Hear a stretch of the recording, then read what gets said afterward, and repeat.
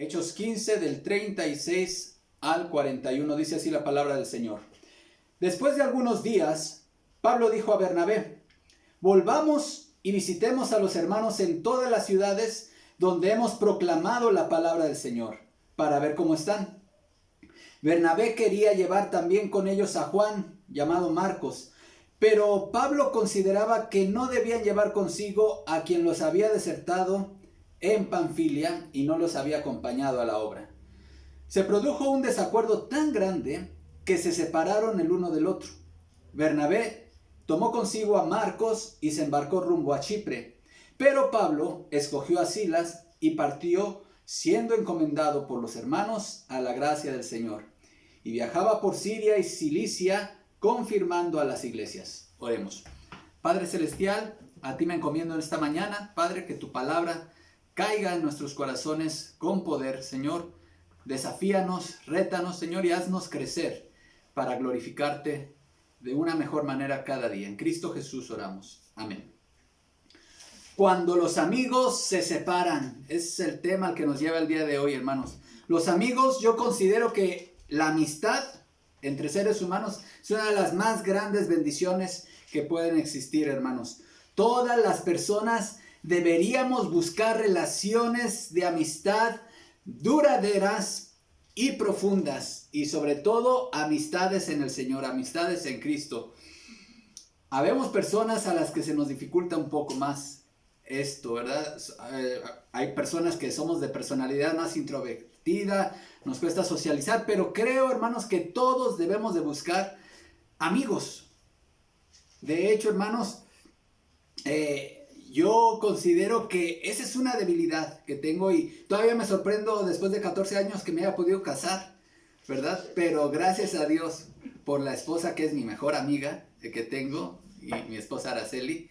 Pero Dios me ha concedido también en la vida grandes amigos. Y hermanos, aquí las relaciones entre hermanos de iglesia, por supuesto somos hermanos en Cristo, nos une eso, pero también debemos vernos como buenos amigos. Un cristiano, una cristiana, debe tener a sus mejores amigos dentro de la iglesia. Y hermanos, la amistad, tarde o temprano, va a ser puesta a prueba. Toda amistad, por muchos años que tenga, por muy cercanos que sean, por muchas experiencias que hayan vivido, va a ser puesta a prueba. Hermanos, y hoy, en este pasaje vemos cómo dos grandes amigos, aquí su amistad fue puesta a prueba, y vamos a ver qué pasó más allá de lo que nos relata este pasaje, a la luz del Nuevo Testamento, cómo quedó esta amistad, esta relación entre Pablo y Bernabé después de este incidente, de este desacuerdo. Lucas, hermanos, el escritor de Hechos, está dejando este relato, y aunque ustedes recuerden que está dedicado a Teófilo, pero los receptores originales del libro de los Hechos, pues fueron las iglesias que fundó Pablo, y Lucas, que era su compañero, su médico a bordo, su médico misionero. Entonces, las iglesias que iban a recibir este libro de Hechos, hermanos, deberían conocer cuál era la razón por la cual Pablo ya no regresó con Bernabé en su segundo viaje misionero. ¿Por qué ahora llevaba a Silas? ¿Y cuál era la situación por la cual ellos dos habían llegado a tener este conflicto? ¿Y por qué su amistad se había puesto a prueba, hermanos? Hay tres verdades, por lo menos, que yo encuentro en este pasaje acerca de la amistad cristiana, hermanos.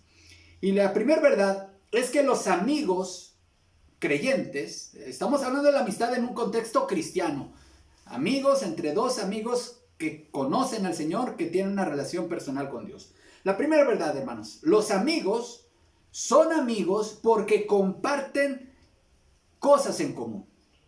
Tienen cosas en común. Y la relación entre Pablo y Bernabé, hermanos, yo la veo como una relación de amistad. Cuando vemos todo el Nuevo Testamento, no solamente el libro de los Hechos, sino todo el Nuevo Testamento, vemos que Pablo y Bernabé eran amigos. Esta amistad llevaba por lo menos, a este punto, por lo menos ya llevaban 15 años de relación Pablo y Bernabé. Habían vivido muchas experiencias, hermanos. Incluso Pablo, podríamos decir que él se sentía en deuda con Bernabé porque Bernabé había sido un instrumento grande. Recordemos cuando Pablo llega a Jerusalén recién convertido. Los hermanos, ¿qué dijeron? Bienvenido, Pablo, qué gusto que ya eres cristiano, pásale. No pasó eso en la iglesia, ¿verdad? ¿Qué experimentó Pablo, hermanos? Un rechazo. El perseguidor ahora dice que es uno de los nuestros. No lo creo del todo. Y no lo aceptaban. ¿Quién fue el instrumento para ser aceptado en la iglesia de Jerusalén? Bernabé.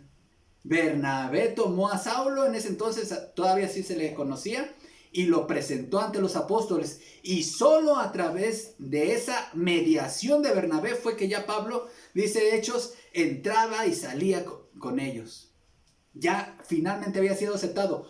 Otra experiencia, hermanos, en donde Pablo podría experimentarse como en deuda con Bernabé, fue que cuando nace la iglesia de Antioquía, y Bernabé es comisionado por la iglesia de Jerusalén para supervisar los trabajos de inicio de esta nueva iglesia. Bernabé llega a Antioquía y ve la gran obra, ve cuántos convertidos hay, ve cómo Dios está abriendo los corazones de los gentiles, de las personas no judías para creer en Cristo. Y entonces dice, aquí hay mucho trabajo, yo no puedo solo. Aquí cerquita está una ciudad que se llama Tarso. Y entonces fue por Saulo, por Pablo, y lo trajo a Antioquía y le dijo, ayúdame. Y se estableció con Bernabé ahí todo un año enseñando a la iglesia. Después de un tiempo, el Espíritu Santo indicó que Pablo y Bernabé deberían ser ordenados y comisionados por la iglesia para anunciar el evangelio en otras ciudades que eran donde ya había presencia judía, pero había mucho más presencia gentil. Y es como inicia el primer viaje misionero. Todo ese viaje lo hicieron Pablo y Bernabé de principio a fin. ¿Qué no vivieron en ese viaje, hermanos? Lo hemos visto en estas predicaciones. Persecución. En una ocasión los confundieron con dioses paganos y ya les querían rendir adoración. Vivieron de todo, pero sobre todo vieron milagros de Dios ahí, curaciones milagrosas, y vieron la mano de Dios. A su regreso a la iglesia de Antioquía, Pablo y Bernabé unieron su ministerio juntos para enfrentar una doctrina herética que se estaba ahí queriendo introducir, donde los judaizantes, unas personas que habían venido de Judea, estaban obligando a los no judíos que habían creído en Jesús a hacerse judíos primeramente, a abrazar la religión judía, circuncidándose y comprometiéndose a guardar los mandamientos de Dios. Entonces, Pablo y Bernabé, nuevamente haciendo equipo, confrontan a estos judaizantes.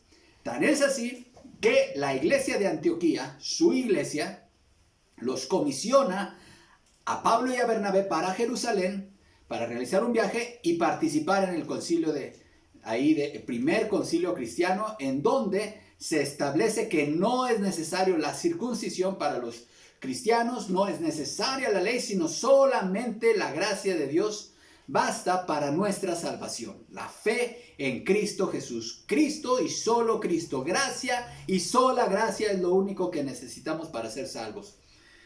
Pero estos amigos, este par de amigos, finalmente su amistad es puesta a prueba. ¿Y qué tenían en común? ¿Cuál era la amistad? Lo que tenían en común Pablo y Bernabé, pues una pasión verdadera, un amor por el Señor. Una pasión verdadera por la obra misionera. Un fuego ardía en el corazón de Pablo y Bernabé, y ese fuego era que los paganos, los gentiles, todas las naciones conocieran el Evangelio de Jesús y hubiera iglesias en todo el mundo conocido. Eso tenían en común. Así que vemos, hermanos, cómo estos amigos, al igual que ahora, hermanos, ¿qué tienen en común muchos amigos? Bueno, pues muchos amigos en la actualidad comparten en que fueron a la misma escuela, o son del mismo oficio, vivieron en la misma calle, o tienen los mismos gustos, ¿no? La misma pasión por el deporte, les gusta el mismo, el fútbol, el básquetbol, el fútbol americano, etc. Y esas cosas en común pues los hace fortalecer la amistad, ¿sí? En el caso de ellos era su llamado y su celo por la obra misionera, hermanos. Estos amigos estaban viviendo ahora una crisis en su amistad. Pero eran hombres de convicciones, hermanos. Y yo quisiera hacer un llamado a los hermanos aquí. Hermanos de la iglesia, veámonos no solamente como hermanos, veámonos como amigos, porque a nosotros nos une algo en común, que es la fe en nuestro Señor Jesucristo, que somos conciudadanos del mismo reino. Yo les he dicho a los jóvenes de la iglesia que tus mejores amigos de toda la vida sean los de la iglesia. Y yo me gozo de ver aquí en la iglesia amistades de muchos años, hermanos. Amistades que el tiempo no ha podido destruir, que seguramente han vivido también pruebas y su amistad se ha puesto a prueba, pero han salido adelante en su amistad. Gloria a Dios por las amistades cristianas. Y sería muy bueno que si tú dices, y tú eres un nuevo creyente y a lo mejor pues no conoces obviamente a muchos en la iglesia, te acerques. Aquí habemos amigos. Así como Pablo y Bernabé construyeron su amistad en el marco de la iglesia, así también hoy. Muchos de nosotros, yo doy gracias a Dios por mis amigos, la mayoría de los jóvenes de mi época, de la Unión de Jóvenes allá en Tehuacán, seguimos siendo amigos, seguimos llamándonos, viéndonos y disfrutamos cuando podemos vernos de nuestra presencia. Pablo y Bernabé, hermanos, son dos ejemplos de buenos amigos de iglesia y de ministerio. Una de las necesidades básicas, como ya lo mencioné, hermanos, de los seres humanos es amistades sólidas, es decir, relaciones profundas de amor con gente que no comparten tu misma sangre, tu misma relación familiar. La amistad, pues, es algo fundamental. Cultiva amistades que valgan la pena, hermano y hermana, que compartan tu misma fe en Cristo y tu misma pasión por el ministerio y por la obra misionera. Pero, mis amados hermanos, no importa cuánto tiempo lleves de amigos, no importa cuántas experiencias hayan vivido juntos, la amistad un día será puesta a prueba. Y eso les pasó a Pablo y Bernabé. Y esto nos lleva a la segunda verdad, hermanos. Los amigos llegan a tener puntos de vista irreconciliables en alguna ocasión. Los amigos no siempre van a estar de acuerdo en todos los temas y van a tener el mismo punto de vista en todos los asuntos. Hermanos, las vidas de los seres humanos están construidas en base a las convicciones. Tú eres lo que son tus convicciones y tus ideas, tus formas de pensar. Hermanos, tus pensamientos, tus ideas, tus principios son los que rigen tus decisiones, la toma de tus decisiones, tus ideas y de aquello de lo cual tú estás convencido. Tus principios éticos y morales, pues son los que van a decidir lo que haces todos los días. ¿Qué tipo de emprendimiento vas a hacer? ¿Qué tipo de negocio vas a poner? Todo eso lo moldean tus principios y tus convicciones. Tu sentido del deber ser es lo que ha construido tu vida hasta el día de hoy. Si has rechazado alguna oferta de trabajo con un salario a lo mejor muy atractivo, con prestaciones muy atractivas, pero quizá ese trabajo implicaba pasar menos tiempo con tu familia, o el giro del trabajo a lo mejor no era muy armónico con el evangelio, y tú lo rechazaste. Bueno, pues esas son convicciones, y esas decisiones basadas en tus convicciones glorifican a Dios. Si te has alejado muchas veces, tus convicciones te han llevado incluso a romper relaciones con personas con las cuales ya no puedes convivir igual. ¿Por qué? Porque tus convicciones te han llevado a ese punto. Entonces, las personas, hermanos, tenemos convicciones, pero hay personas sin convicción, ¿eh? Hay personas que no tienen convicciones. De hecho, se amoldan a la circunstancia. Y eso también es lamentable. Se dice de Joseph Fouché que su carrera política en la Francia de la época de la Revolución Francesa en el siglo XVIII se caracterizó sobre todo por su habilidad para asegurarse su propia sobrevivencia y para mantenerse a flote a toda costa, independientemente de quién ocupe el poder en Francia. Este hombre era audaz, frío, ambiguo, impenetrable, y Fouché no tenía personalidad y por eso su agilidad. Cuando estalló la Revolución Francesa el 14 de julio de 1789, él apoyó con ardor en la Asamblea Nacional y primero se adhirió a los girodinos, que formaban la mayoría. Pero cuando el partido girodino va perdiendo su hegemonía, principalmente a partir de la entrada de Robespierre, Fouché va desplazando sus preferencias hacia el lado más radical jacobino y así pasa de ser un monárquico moderado a ser uno de los jacobinos más radicales, convirtiéndose en miembro del Comité de la Salvación Pública. Después pasaron los años y tras la derrota definitiva de Napoleón en la batalla de Waterloo, negoció el traspaso de poderes con los aliados y contribuyó al retorno de la monarquía. Noten, después de ser un jacobino, fue un monárquico, ¿no? Comienza a mantener relaciones con Luis VIII y le ofrece el trono a cambio de un puesto en su reino. Fouché no tenía convicciones. Él se amoldaba a las circunstancias para mantenerse vigente. Pero Pablo y Bernabé no eran como Fouché. Pablo y Bernabé eran hombres con convicciones. Y como vemos en este pasaje, eran difícil moverlos de su posición. ¿Cuál era el propósito? Bueno, ya lo leímos. Pablo le dice a su amigo Bernabé, oye, regresemos a las ciudades donde hemos predicado el evangelio para ver cómo se encuentran los hermanos. Era su pasión. Así como los amigos de hoy dicen, oye, vamos al fútbol, vamos al béisbol, vamos al cine. Las cosas que hay en común. ¿Cuál era lo que tenían en común? Las misiones. Vamos nuevamente al viaje misionero, le dice Pablo a Bernabé. Y Bernabé dice, claro, es mi gusto. Y Bernabé le dice, llevemos a Marcos. Y entonces ahí empieza el problema. Porque Pablo dice, no, yo no estoy dispuesto y no veo conveniente. De hecho, esa es en el original, eso es lo que la expresión de Pablo es. Yo no veo conveniente llevar a aquel que desertó, a aquel que nos abandonó en el principio, en el primer punto del primer viaje misionero. Y entonces aquí hay dos puntos de vista. Cada uno defiende su posición.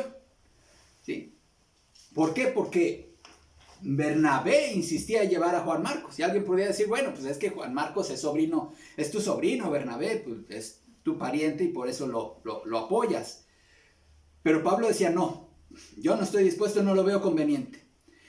Y alguien decía, bueno, pues alguien que ceda, ¿no? Cede tantito, Pablo, cede tantito Bernabé, pero no hubo. O sea, aquí la palabra que se utiliza en el original cuando dice, y hubo tal desacuerdo, hermanos, es una palabra que es paroxismos, de donde viene la palabra médica paroxismos. Esta palabra médica paroxismos se utiliza mucho en el gremio médico, significa el punto máximo de manifestaciones clínicas de algún padecimiento, ¿sí? Es la exacerbación de algún padecimiento, de algunos síntomas. Entonces aquí vemos cómo la palabra paroxismos es el desacuerdo, es el punto donde se rompe la cuerda, donde se rompe el hilo, donde ya no hay forma de cómo continuar con la negociación. Y vemos, hermanos, podríamos preguntarnos si, bueno, y a todo esto, ¿quién tenía la razón? ¿Pablo o Bernabé? Alguien podría decir que Pablo, porque él era el apóstol y porque la obra misionera requiere de personas valientes y no de desertores. Y además, se dice que la iglesia de Antioquía, como ya leímos aquí, encomendó a Pablo y a Silas para el viaje. Y no se dice de eso de Bernabé y de Marcos. Además de que no se narra en las escrituras nada más del viaje de Bernabé, pero sí continúa el relato de Pablo. Y esas podrían ser algunas razones para decir, bueno, pues Pablo era el que tenía la razón. Pero alguien también podría decir y objetar que la razón estaba del lado de Bernabé porque le dio una segunda oportunidad. Y esa segunda oportunidad sirvió para hacer de Marcos alguien que finalmente resultó ser muy útil al ministerio, como el mismo apóstol Pablo lo reconoció. Lucas, el autor de Hechos, al parecer deja la cuestión sin definir Y los receptores originales de las iglesias, que eran las iglesias fundadas por Pablo, hermanos, ellos seguramente conocían esta historia y conocían personalmente tanto a Pablo como a Bernabé. Y aquí no era la idea dejar en mal ni a uno ni a otro. Y hay una expresión, ¿verdad?, que usamos aquí en México, donde decimos, los dos se montaron en su macho y no hubo manera de que ninguno de los dos se diera. Pero es que ambos eran hombres de convicción. Pablo tenía celo por la obra y decía, no, la obra de Dios requiere de personas fieles y valientes. Y Bernabé, recordemos que Bernabé era un apodo, que significa hijo de consolación. Bernabé era un hombre de gran corazón. Y así como él fue el instrumento para darle a Pablo la oportunidad de ser aceptado, él quiso darle una oportunidad de reivindicación a su sobrino Juan Marcos. Y hermanos, ¿por qué tomaron caminos distintos? Bueno, Pablo tenía un principio ético de no trabajar en terrenos donde otro siervo del Señor ya estaba trabajando. En Romanos 15:20 dice, y de esta manera me esforcé a predicar el evangelio, no donde Cristo ya hubiese sido nombrado, para no edificar sobre fundamento ajeno, sino como está escrito, aquellos a quienes nunca les fue anunciado acerca de él verán, y los que nunca han oído de él entenderán. Entonces, si Bernabé se fue a su tierra, porque recordemos, ¿de dónde era Bernabé? De Chipre. Entonces Bernabé toma a Juan Marcos y se va a Chipre. Y Pablo toma rumbo a Siria, rumbo a su tierra de Pablo, justamente, que era Tarso. Y de ahí comienza su recorrido por toda Asia para confirmar a las iglesias. Ahora vemos aquí, hermanos, que lo ideal es que tú tengas una combinación de Pablo y Bernabé. Que tengas el celo de Pablo, pero que también tengas la compasión de Bernabé por dar una segunda oportunidad a aquel que pues a lo mejor inició su ministerio con tropiezos. Por ejemplo, si tú eres como Pablo, vas a ser poco tolerante con tus hermanos. Y entonces a la primera que incumplan con algún deber, la primera vez que ese hermano o hermana llegue tarde, o no mande su informe, o le falte algo en su trabajo, tú vas a llegar y a cortar cabeza directamente. ¿No sabes qué? El hermanito, la hermanita, ya se equivocó y no sirve. No hay que darle una segunda oportunidad. Si eres como Pablo, ¿verdad? Ahora, si eres como Bernabé, vas a ser alguien compasivo. Alguien que verá en todos un gran potencial de servicio, como vio Bernabé en su sobrino Juan Marcos. Y Bernabé, hermanos, hay que reconocer que Bernabé tenía buen ojo, porque él fue el que le echó el ojo a Pablo. ¿Y quién fue Pablo, hermanos? Y Bernabé también vio un gran potencial en Marcos, y Marcos llegó a ser un gran siervo de Dios, hermanos. De hecho, el que terminó siendo el ganón aquí fue el apóstol Pedro, porque vean cómo Pedro se expresa de Juan Marcos en 1 Pedro 5:13. La iglesia que está en Babilonia, elegida juntamente con vosotros, y Marcos mi hijo, os saludan. Noten cómo el primer instrumento para la restauración de Marcos fue su tío Bernabé. Pero Dios usó a alguien que también fue un instrumento grande y que sabía lo que era ser restaurado, que fue el apóstol Pedro. Los verdaderos amigos, y que son consiervos de ministerio, hermanos, a pesar de tener diferencias en asuntos prácticos del ministerio y de la obra, seguirán siendo amigos y seguirán ambos en el ministerio, aunque ya no trabajen juntos. Uno pudiese pensar, si nada más tuviéramos este relato de Hechos, pudiésemos pensar que Pablo y Bernabé ya no se hablaron a partir de acá. Pero eso no es lo que da testimonio la Escritura, hermanos. La Escritura nos deja en el Nuevo Testamento que no continuaron con rencores estos dos siervos de Dios. Vamos a continuar. El pasaje, hermanos, nos habla de que Pablo y Bernabé tomaron rumbos distintos, pero no se convirtieron en enemigos. Yo no me imagino a Pablo recorriendo las iglesias que fundaron allá en Asia y pasando por pues, cada una de estas ciudades, diciéndoles, porque obviamente le preguntaban, oye, ¿y Bernabé? ¿Por qué no viene contigo? Yo no me imagino a Pablo respondiéndoles, ¿se acuerdan de Bernabé? Bueno, pues para mí él ya no es cristiano. Oren por su salvación y eviten juntarse con él, y si los visitan no lo reciben, bloqueenlo del Facebook y del WhatsApp.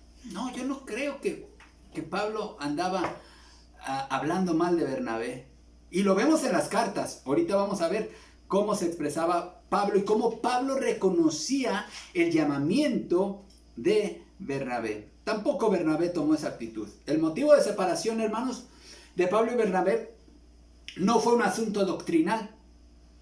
En doctrina estaban unidos. Recordemos, juntos combatieron a los judaizantes. El motivo fue un asunto práctico, un asunto secundario, un asunto que no significaba, tampoco fue un asunto de pecado, ¿sí? De inmoralidad, ¿sí? No, fue un asunto de diferencias de opinión de cómo deberían hacerse las cosas. Y hermanos y hermanas, las diferencias de opinión prácticas de cómo deberían hacerse las cosas no debería separarnos, no debería, mucho menos enemistarnos, ¿verdad? Esto no, simplemente son puntos de vista distintos, pero no son cuestiones ni doctrinales, ni tampoco de pecado. Vean cómo el apóstol Pablo sí tenía instrucciones respecto a cuestiones de inmoralidad. Por ejemplo, en 1 Corintios 5 les dice a la iglesia de Corinto, pero en esta carta quiero aclararles que no deben relacionarse con nadie llamándose hermano, sea inmoral o avaro, idólatra, calumniador, borracho o estafador. Con tal persona ni siquiera deben de juntarse a comer. Ese no era el caso de Bernabé. Ese no era el caso de Bernabé. En este caso, en el caso de Bernabé, de hecho Pablo se expresa, hermanos, de una forma correcta en su carta y reconociendo la veracidad del llamamiento de Bernabé. Por ejemplo, en Gálatas 2:9 dice, y reconociendo la gracia que me había sido dada, Jacobo, Cefas y Juan, que eran considerados columnas, nos dieron a mí y a Bernabé la diestra en señal de compañerismo para que nosotros fuésemos a los gentiles y ellos a la circuncisión. También en Filipenses, Pablo reconoce y legitima el ministerio de Bernabé diciendo, ¿o a poco solo Bernabé y yo no tenemos derecho a no trabajar? Es decir, que tanto Bernabé como Pablo desarrollaban un ministerio bivocacional. Es decir, ellos trabajaban con sus manos. Habían renunciado a su derecho a ser sostenidos por las iglesias. Y eso nos habla de que Pablo y Bernabé no quedaron siendo enemigos, hermanos, toda su vida. No hubo rencores. De hecho, hermanos, las enemistades son obras de la carne. Hermanos y hermanas, aprendamos a trabajar y aprendamos a trabajar en equipo para el Señor. Y si surgen diferencias, que la gracia de Dios nos ayude a superarlas, como sucedió con Pablo y Bernabé. Y que esas diferencias de pensamiento que llegan a presentarse en el trabajo ministerial, hermanos, acerca de cómo deberían hacerse las cosas, no pongan nunca en riesgo nuestra amistad. Cada uno de nosotros, hermanos, tenemos opiniones diferentes de, por ejemplo, cómo deberían hacerse los cultos, qué puntos deberían de llevar, cómo debería ser la predicación, cuánto debería durar, ¿verdad? Cómo deberían los maestros dar su clase de escuela dominical. Tenemos diferencias de opinión respecto a cuándo es el mejor momento para regresar a tener reuniones presenciales y muchas otras cosas, hermanos, de diferencias de opinión. Pero esas diferencias de opinión no deben separarnos, no deben poner en riesgo nuestra amistad. Hay iglesias que sí son muy radicales, hermanos, y que fomentan enemistades y construyen enemistades. Hay iglesias que cuando alguien decide cambiarse de congregación, por ejemplo, les dan la orden a los hermanos de no llevarse más con esas personas. y se les empieza a ver y a tratar como a un enemigo. Hermanos, esas iglesias no son iglesias, realmente parecen más una secta. Entonces las diferencias de opinión y de pensamiento no deberían generar enemistades. La amistad que nace en el contexto de la iglesia, hermanos, es una tremenda bendición. Y es digna de ser cuidada, de ser valorada y de ser protegida. Cuando dos o más amigos trabajan juntos para la obra del Señor, hermanos, eso es todavía una enorme bendición. Pero esa amistad, estas amistades serán puestas a prueba algún día. Y quizá va a ser por cuestiones por nimiedades, hermanos, por pequeñeces, que son simplemente criterios distintos. Y aunque cada uno quizás siga sus convicciones, hermanos, y tomen rumbos distintos, no permitas que eso te haga enemigos. Pablo y Bernabé tomaron caminos ministeriales diferentes, pero eso no los constituyó en enemigos. No fueron enemigos entre ellos. Y debemos de luchar, hermanos, porque la amistad entre hermanos, entre cristianos, nunca se rompa. Muy diferente lo que ya hemos leído acerca de cuando hay cuestiones doctrinales, hermanos. Cuando una doctrina fundamental está siendo atacada, o cuando hay un pecado no confesado, no arrepentido, ¿verdad? Ahí entonces la Biblia sí da directrices de no mantener una comunión fraternal. Pero cuando son diferencias de opinión, hermanos, el llamado de la palabra de Dios es hacer amigos. ¿Cuál es el máximo ejemplo de amistad? Dios es un Dios amigo, hermanos. Dios se ha constituido amigo de los seres humanos, de nosotros los pecadores, hermano. A Jesús se le llamaba amigo de publicanos y pecadores.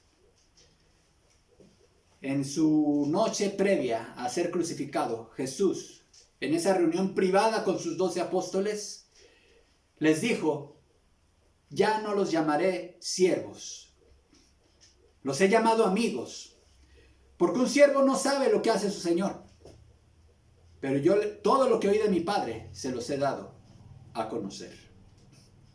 Lo contrario a la amistad es la enemistad. El ser humano, los seres humanos, tú y yo, nos constituimos en enemigos de Dios por abrazar nuestro pecado, por seguir un camino contrario a los mandamientos de Dios. Pero Dios, el amigo, Él diseñó un plan, una manera de reconciliarnos con Él. Y ahora, hermanos, a través de la muerte y el sacrificio de Cristo, su obra en la cruz y su resurrección de entre los muertos, ahora, hermanos, nosotros podemos gozar de una amistad con Dios. Una de las doctrinas más maravillosas en torno a la cruz, hermanos, es la doctrina de la reconciliación. Dios estaba en Cristo, dice la palabra de Dios, reconciliando consigo al mundo. ¿Estás reconciliado con Dios? ¿Es Dios tu mejor amigo? Jesús es el máximo ejemplo de amistad. Él les dijo también a sus discípulos: nadie tiene mayor amor que este, que uno ponga su vida por sus amigos. Cristo, el amigo, es el modelo de amistad que ha sido dejado para ti y para mí. ¿Qué tan amigo eres? Basándote en el modelo de Jesús. Que el Señor nos ayude, hermanos.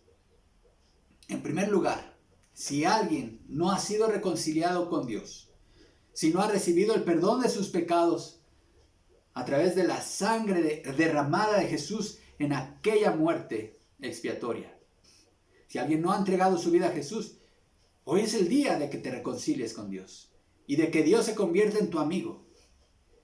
Y entonces recibirás la vida de Dios en ti y tendrás la capacidad para construir relaciones de amistad con tus semejantes, que sean relaciones que glorifiquen a Dios. Y aunque éstas sean puestas a prueba un día, no se rompan. Así como Pablo y Bernabé. De esta manera Dios usó dos ministerios. Y ahora ya no había un ministerio misionero, un equipo misionero. Ahora había dos equipos misioneros abarcando más regiones. Que el Señor nos ayude, hermanos, a fortalecer nuestros lazos de amistad entre nosotros. Oremos. Padre, gracias te damos por la exquisitez del amor entre hermanos en Cristo.